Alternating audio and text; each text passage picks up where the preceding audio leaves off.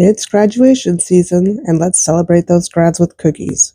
Hi, I'm Leslie with Leslie's Cookies and Treats, and if you love decorating sugar cookies or you want to learn how, you're in the right place. Let's decorate together.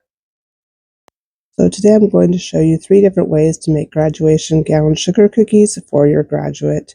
So I found this cookie cutter on Etsy, and I'll leave a link in the description for all of the products I've used. But I'm using the black royal icing in about a 15-second consistency, and I'm just going to outline and flood in 1/2 of the graduation gown. And then I'll use my scribe, as I always do, to settle the icing down, get it out to the edges, and pop any air bubbles.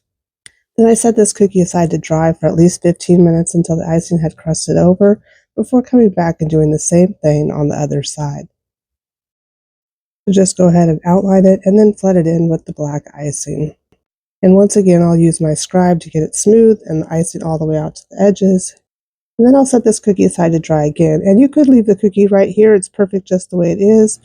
Or you could go on to add a sash just by taking a different color icing and adding a little sash, or a stole, I guess you would call it, at the top here. Just outline a section and flood it in. You might want to over flood it just a little bit so this area doesn't crater. Use your scribe to settle it down and set it aside to dry.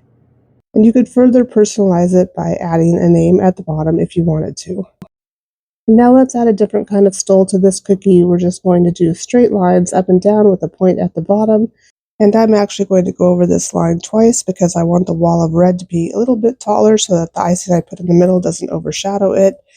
And so I'm going to go over the line twice. My icing here is about a 20-second consistency, and I'll just use my scribe to push down any peaks or bumps in my red icing. Then I set that aside to dry for about 15 minutes. Now I'm going to put a squiggle of blue icing down the middle just to help prevent craters, and then immediately flood right over the top of that, being careful not to go over the top of those red lines. And then I'll use my scribe to settle the icing down and push it up against the red outline and smooth it out and pop any air bubbles. And I'll use the scribe to bring my icing down over the edge of the cookie here and get a nice straight line at the top. I'll do the same thing for the other side, and then I'm going to let this cookie dry. And now that it's dry, I'm using my projector to pipe on the numbers 2025 and the school letters on the other side of the stole. And if you don't have a projector, you can also use the tissue paper method, and I'll leave a link in the description on how you can do that.